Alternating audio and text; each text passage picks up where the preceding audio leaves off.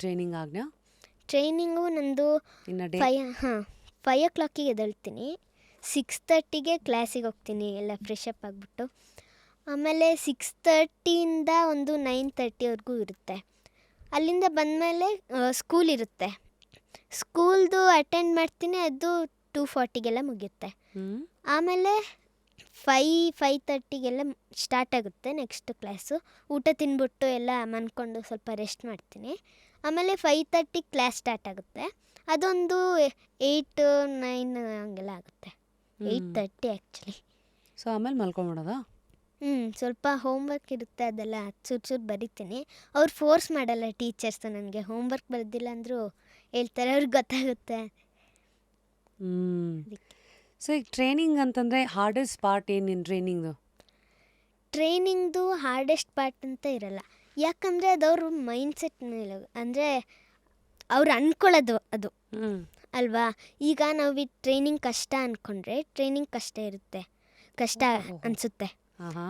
Training ಇದು easy ಇದೆ ಅಂದ್ಕೊಂಡ್ರೆ, ನಾವು ಟಫ್ ಅಂದ್ಕೊಂಡ್ರೆ ಟ್ರೈನಿಂಗ್ ಈಸಿ ಅನಿಸುತ್ತೆ.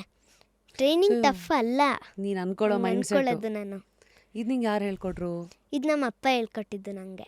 ಸೊ ನೀನು ನೋಡ್ಕೋಬೇಕಾದ್ರೆ ಈಗ ಇದೇ ತಾನೇ, ಇಷ್ಟೇ ತಾನೇ ಅಂದ್ಕೊಂಡ್ರೆ ಈಸಿ. ಹೌದು. ಅಯ್ಯೋ ಇದಾ ಅಂದ್ಕೊಂಡ್ರೆ ಕಷ್ಟ. ಅದು ನಮ್ಮ ಮೈಂಡ್ಸೆಟ್ ಮೇಲೆ, ಅಂದರೆ ನಾವು ಅಂದ್ಕೊಳ್ಳೋದ್ರ ಮೇಲೆ ಹೋಗುತ್ತೆ. ಸೊ ಹಾಗಾಗಿ ನಿನಗೆ ಈ ಟ್ರೈನಿಂಗು ಪ್ರಾಕ್ಟೀಸ್ ಎಲ್ಲ ಆದಾಗ ನಿನ್ನ ಫೇವ್ರೆಟ್ ಪಾರ್ಟ್ ಏನು ಟ್ರೈನಿಂಗ್ದು? ನನ್ನ ಫೇವ್ರೆಟ್ ಪಾರ್ಟ್ ಅಂತ ಏನೂ ಇಲ್ಲ, ನಾನು ಎಲ್ಲನೂ ಎಂಜಾಯ್ ಮಾಡ್ತೀನಿ, ನನಗೆಲ್ಲನೂ ಫೇವ್ರೇಟೆ. ಸೊ ಈ ಕೋಚಿಂಗ್ ಅಂದರೆ ಈಗ ಆಲ್ಮೋಸ್ಟ್ 4 years ಆಯ್ತಲ್ವಾ? ನೀನು 6th yearಗೆ ಶುರು ಮಾಡಿದ್ಯಾ ಅಂದರೆ ಈಗ 10 ವರ್ಷ ನಿನಗೆ. ಈ 4th yearಲ್ಲಿ MMA ಏನೇನು ಕಲ್ತಿದ್ಯಾ ನೀನು? ಏನೇನು ಬರುತ್ತೆ ನಿನಗೆ? MMA ಫಸ್ಟು ನಾನು ಕಿಕ್ ಬಾಕ್ಸಿಂಗ್ ಮಾಡ್ತಿದ್ದೆ. ಜುಜಿಟ್ಸುದು ಅಷ್ಟೊಂದು ಟಚ್ ಇರಲಿಲ್ಲ, ಯಾಕಂದರೆ ನಾನು ಯಾವತ್ತೂ ಮಾಡಿರಲಿಲ್ಲ.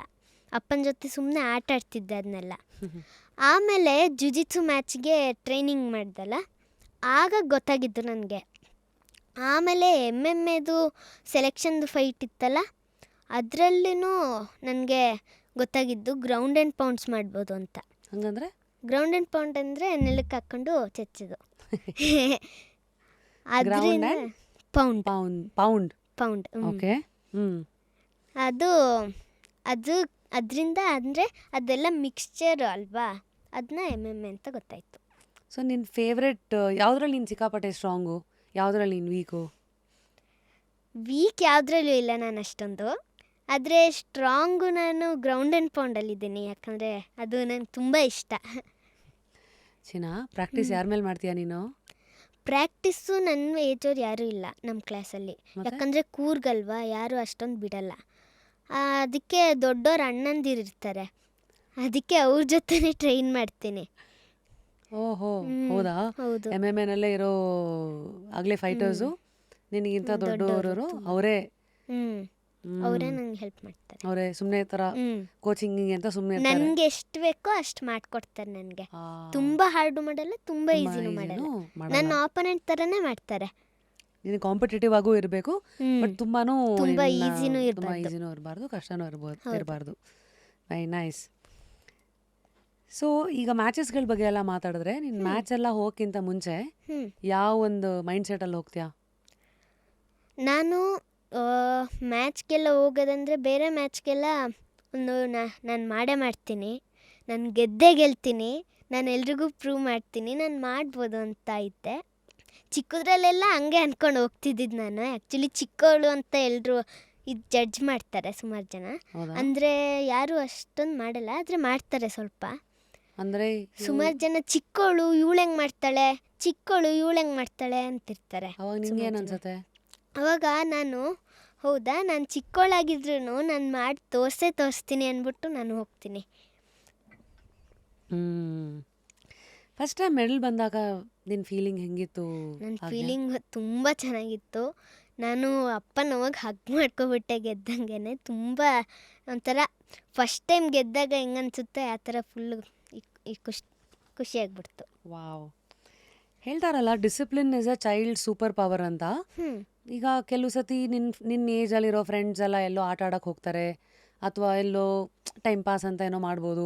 ಸೊ ಆ ಥರ ಎಲ್ಲ ನಿನಗೆ ನಿನ್ನ ಏಜಲ್ಲಿರೋರು ಬೇರೆಯವರೆಲ್ಲ ಡಿಸಿಪ್ಲಿನ್ ವಿಚಾರದಲ್ಲಾಗಿರಲಿ ನಿನ್ನಷ್ಟು ಇರ್ತಾರಾ ಅಥವಾ ಇರಲ್ಲ ಅಲ್ಲ, ಅವಾಗ ನಿನಗೆ ಟೆಂಪ್ಟ್ ಆಗಲ್ವಾ, ನಾನು ಆ ಥರ ಆಟ ಆಡಬೇಕು, ಇಷ್ಟ ಬಂದು ಚಾಕ್ಲೇಟು ಐಸ್ ಕ್ರೀಮ್ ತಿನ್ನಬೇಕು ಆ ಥರದೆಲ್ಲ? ನನಗದ್ರದ್ದು ಅಂದರೆ ನನಗೆ ಇಷ್ಟನೇ ಇಲ್ಲ. ಈಗ ಫೋರ್ಸ್ ಮಾಡಿ ನನ್ನ ಮಾಡಿಸಿದ್ರೆ ನನಗದು ಬೇಕು ಅನಿಸುತ್ತೆ. ಆದರೆ ನನಗದು ಇಷ್ಟನೇ ಇಲ್ಲ ಅಂದಾಗ ಅನ್ಸೋದೇ ಇಲ್ವಲ್ಲ. ಸೊ ನೀನೇ ಇಷ್ಟಪಟ್ಟು ಮಾಡ್ತಾ ಇರೋದ್ರಿಂದ ನಿನಗೇನು ಅನ್ಸಲ್ಲ. ಹೌದು. ಸೊ ತುಂಬ ಖುಷಿಯಾಗಿ ಇದು ಮಾಡ್ತೀಯ. ಹ್ಞೂ ಓಕೆ.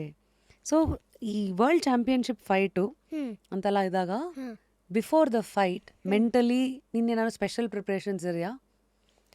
ಸ್ಪೆಷಲ್ ಪ್ರಿಪ್ರೇಷನ್ಸ್ ಅಂದರೆ ಸ್ವಲ್ಪ ಕಂಡೀಷ್ನಿಂಗ್ಸ್ ಇರುತ್ತೆ. ಹಂಗಂದ್ರೆ ಕಂಡೀಷ್ನಿಂಗ್ ಅಂದರೆ ಈಗ ನಾವು ಫೈಟಲ್ಲಿ ಇದ್ದಾಗ ತುಂಬ ಸುಸ್ತಾಗುತ್ತೆ ಅಲ್ವಾ, ಹೊಡಿತಾ ಅದಕ್ಕೆ ಅದನ್ನ ನಮ್ಮದು ಬ್ರೆತ್ನ ಅಷ್ಟಕ್ಕೆ ಇರಬೇಕು. ನಾವು ಸುಸ್ತಾಗಂಗೆ ಇರಬಾರ್ದು. ತುಂಬ ಸುಸ್ತಾದರೆ ಗ್ಯಾಸ್ ಔಟ್ ಆಗ್ತೀವಿ. ಆಮೇಲೆ ಇದು ಗಿವ್ ಅಪ್ ಮಾಡ್ತಾರೆ ಸುಮಾರು ಜನ. ಅದಕ್ಕೆ ನಾವು ಆ ಇದನ್ನ ತೆಗೆದುಬಿಡ್ತೀವಿ. ಇನ್ನೂ ಜಾಸ್ತಿ ಟೈಮಲ್ಲಿ ಇದು ಹೋಗೋಕ್ಕೆ ಮಾಡ್ತೀವಿ. ಸೊ ಈ ಥರದ್ದೆಲ್ಲ ಕಂಡೀಷನಿಂಗ್ ಟ್ರಿಕ್ಸು ಟೆಕ್ನಿಕ್ಸ್ ಅಲ್ಲೆಲ್ಲ ಇದು ಟೆಕ್ನಿಕ್ಸ್. ಮತ್ತು ನೀನು ಅಪೋನೆಂಟ್ ಯಾರಿರ್ತಾರೆ ಅವ್ರದ್ದೆಲ್ಲ ಹಳೆ ಮ್ಯಾಚ್ ಎಲ್ಲ ಹೋಗಿ ನೋಡ್ತೀಯಾ? ಇವ್ರದ್ದು ಎಲ್ಲಿ ನಾನು ಅಟ್ಯಾಕ್ ಮಾಡಬೇಕು, ಎಲ್ಲಿ ಹೊಡಿಬೇಕು, ಆ ಥರದ್ದೆಲ್ಲ ನೋಡ್ಕೋತೀಯಾ? ಅದೆಲ್ಲ ನೋಡ್ತೀನಿ. ಅವ್ರಿಗೆ ಏನು ಮಾಡಬೇಕು ಅದನ್ನೆಲ್ಲ ಕಲ್ತ್ಕೊತೀನಿ. ಸೊ ಇದೇ ಥರ ನಿನಗೂ ನೋಡ್ತಾರಲ್ವಾ? ಈಗ ನೋಡ್ತಾರೆ. ನಿನ್ನ ಅಪೋನೆಂಟ್ ಅಂತ ಗೊತ್ತಾದ ತಕ್ಷಣ ನಿಂದು ವಿಡಿಯೋಸ್ ಎಲ್ಲ ಹೋಗಿ ನೋಡೋದು ಈ ಥರ ಎಲ್ಲ ಮಾಡ್ತಾರಾ? ಮಾಡ್ತಾರೆ ಅನಿಸುತ್ತೆ. ಸೊ ನಿನ್ನ ಪ್ರಕಾರ ನಿನ್ನ ಗ್ರೌಂಡ್ ಆ್ಯಂಡ್ ಪೌಂಡ್ ಹೆಂಗೆ ಸ್ಟ್ರೆಂಗ್ತು ಅದೇ ಥರ ನಿಂದು ಯಾವ್ದಾದ್ರು ಇದರಲ್ಲಿ ನಾನು ಇನ್ನೂ ಸ್ವಲ್ಪ ಬೆಟ್ರ್ ಆಗಬೇಕಂತ ನಿಂಗೆ ಅನ್ಸತ್ತಾ? ಅನಿಸುತ್ತೆ. ಎಲ್ಲದರಲ್ಲೂ ಹಂಗೆ ಅನಿಸುತ್ತೆ. ಯಾವುದ್ರಲ್ಲೂ ಒಂದು ಕಡಿಮೆ ಇದ್ದರೆ ನಾನು ಅದ್ರಲ್ಲಿ ಬೆಟರ್ ಆಗಬೇಕು ಅಂತ ಮಾಡ್ತೀನಿ ನಾನು. ಹ್ಞೂ